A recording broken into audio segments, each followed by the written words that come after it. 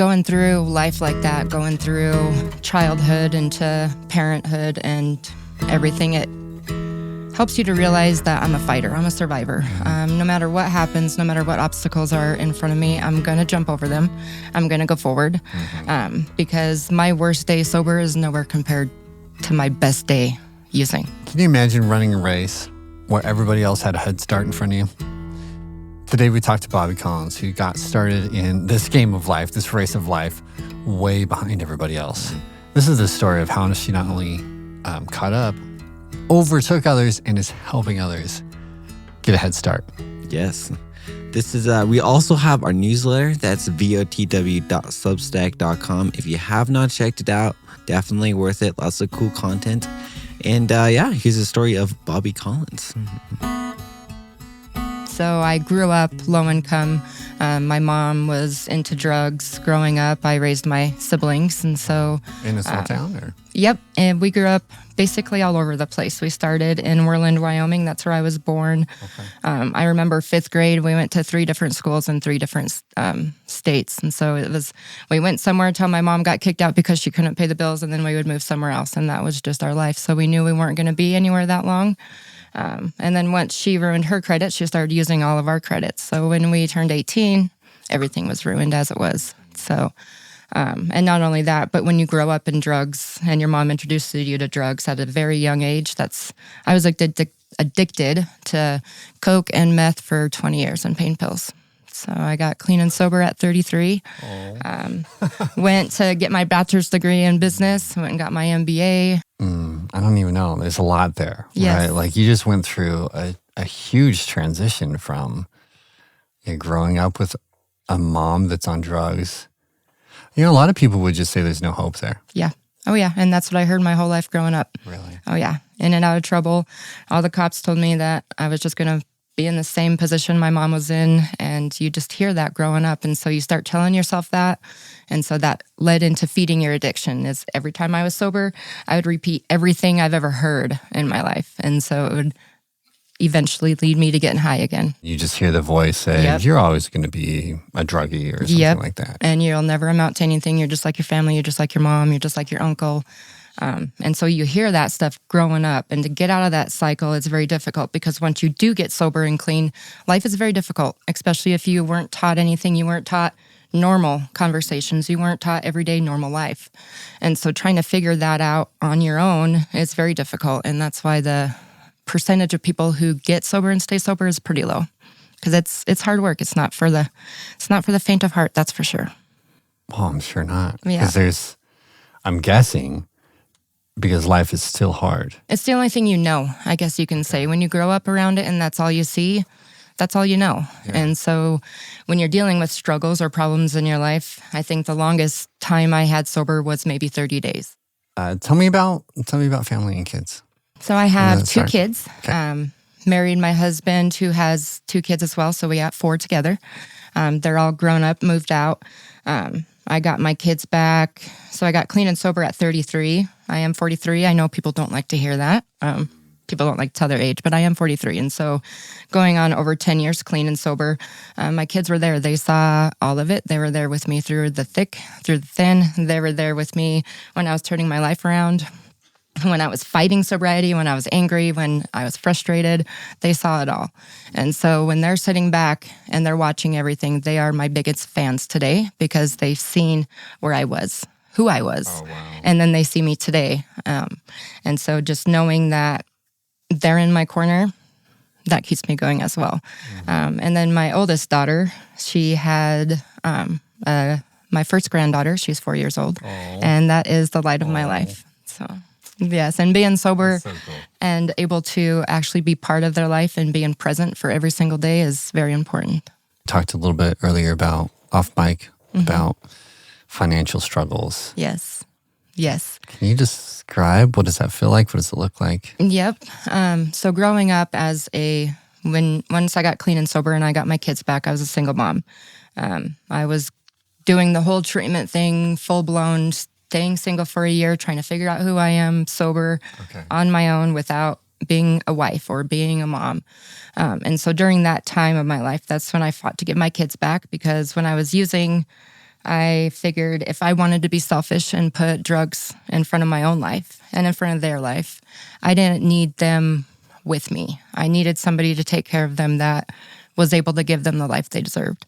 And so my youngest daughter went with her dad, my oldest daughter went with her aunt, and I went throughout life using drugs until I hit rock bottom. I almost committed suicide, got divorced, and my last hope was doing treatment. And so I went to California, went to a smart recovery treatment center, and ever since then I've been feet to the wall, going, running, just doing anything I can to better my life and to not per se make up for the past, but to give my kids something I didn't have, which is their mom in their life, sober.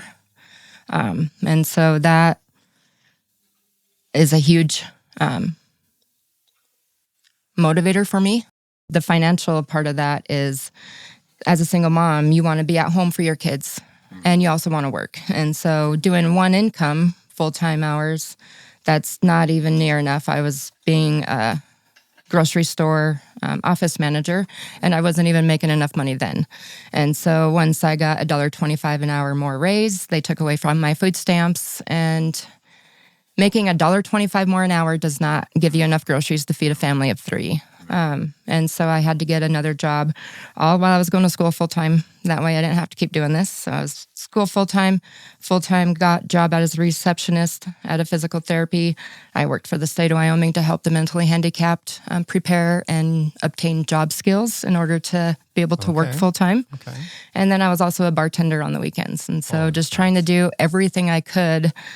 I also heard my kids for the next 2 years, Mom, every time we see you, you're always on your computer. And so I would have to explain them, growing up, I dropped out in 9th grade.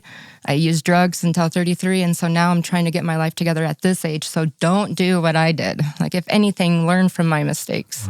I can tell you that I had some hard times with my, trying to financially provide. But I can also tell you that there was one time that I remember pacing back and forth in front of our little apartments that we kept clean, but people put trash there. And walking by the area in front of the garage where our neighbor had his friend living, and so there was piss on the ground.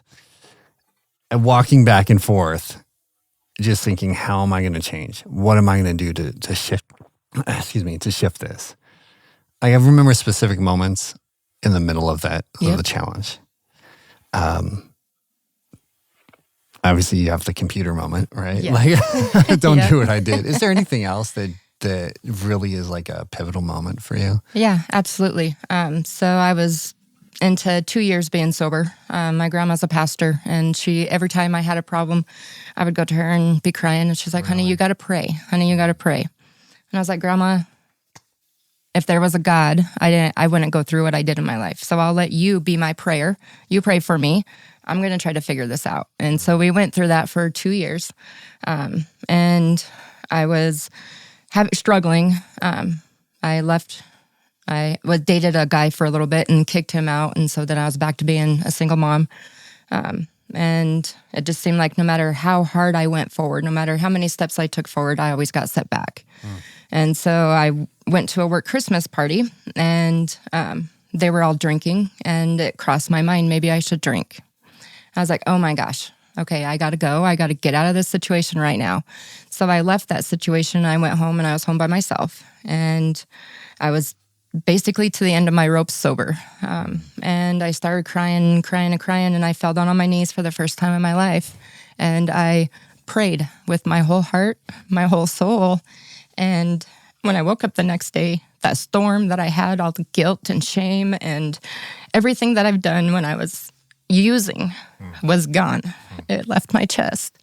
And so that's when I started believing in God and knowing there is something bigger out there than just myself.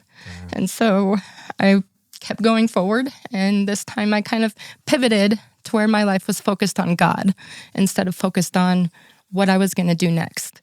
And so with that comes a whole new world of learning things, learning to put your trust into something that isn't there, that most people say, what if it's not true? Well, if it's not true, the worst case scenario for me is I won't go to heaven. But if it is true, at least I'll go to heaven. So there's that. And it's just, that's where my life has taken me. And so when I would backtrack a little bit, when I was in treatment, that was my 5-year goal. So in treatment, they say, okay, create short-term goals that you want to accomplish in 5 years.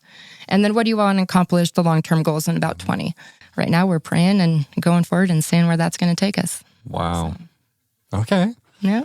Okay. Was the prayer the moment that everything changed?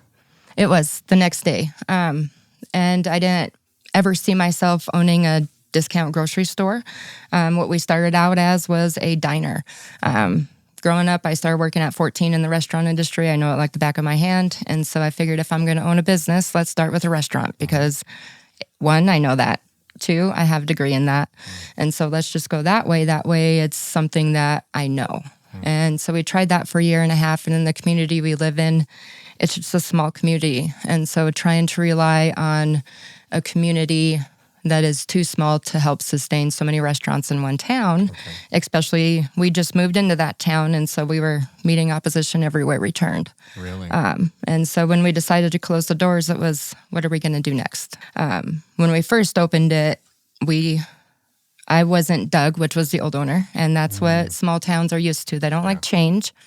We were bashed on Facebook constantly. We ended up going broke. And so it was an extremely difficult decision because growing up, and I was high, but I had a best friend. Her name was Brianna, and we always dreamed that we were going to have our own restaurant. It was going to be black and pink. It was going to play AC/DC music. Yeah. Like we had this whole plan. And so thank God I was able to recreate all of that we dreamed. And so shutting it down was the most difficult decision I've ever had to do. But my husband and I, every month, we're putting our own money into a business. And so we had to sit down and think logically are we going to be able to keep putting $5,000 every single month into a business if that's not bringing back any income? And so then we decided that's when we did that fast and we closed the doors of the diner. And now we're renovating and getting ready for this discount grocery store. And so, same building. Yes. Okay. I look at it as I didn't fail. I am getting back up and continuing to go forward. I'm not going to give up. Just because the restaurant didn't work doesn't mean something else isn't out there. For the person, and definitely your choices in it, but why persist when it's so hard? Because I do know that there are people in that community that could use help. So the first year that we reopened in the diner, I decided to do a community outreach. It was called Helping Hands. And so similar to how the Salvation Army does at Walmart, where they have the Christmas trees with kids' names and their wish lists and their need lists. We decided to do that. I partnered with a couple other businesses in Glen Rock, and we helped over 80 kids that year. And so that gave me the knowledge to know, okay, there are families in this town that are struggling. And God gave us that building in Glen Rock for a reason. And so even if it is to go through what I'm going through, for his plan to work and to receive the blessings so that people in that town could have other opportunities, then I'll do it. So there's a compassion element. Yes. That you can't leave people who need it. I cannot. So what do you want to build? All right. We kind of talked about it, but yeah. So it's a new concept. It's a discount grocery store that we're going to have discount groceries, discount clothing, discount essential supplies, pet supplies, anything that we can get from our partnerships that we're going to create with stores to be able to give the public a cheaper alternative, and not just the low-income population, but anybody. I would even shop there. If I could go to some place and get the same thing I can somewhere else at a cheaper price, great, I would do it. And not only while I'm doing that and I'm shopping at that store, all my money is going towards good. So it's not going back into my pockets because I'm not doing it for a profit.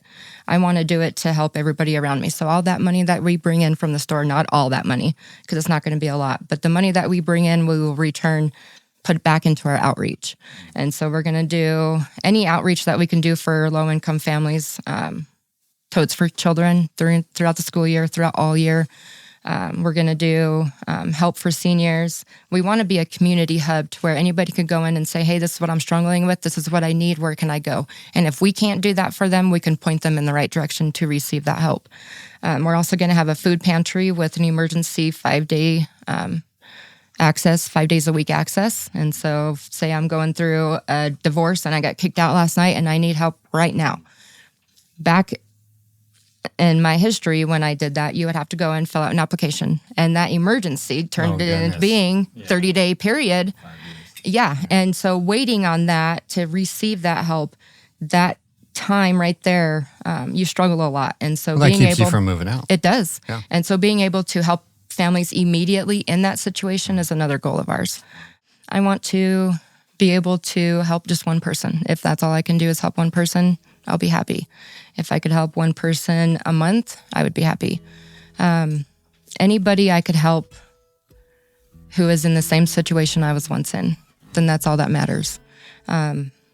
Even if it's just me sitting here saying, hey, this is what I've been through, this is what I'm doing, and somebody's listening and it motivates them, that's all that matters. Even if something happens to where we can't go forward with this nonprofit like we dream to and like we believe it's God's plan, something else will. And whatever that is, it'll be bigger than what we imagined. Such an interesting interview.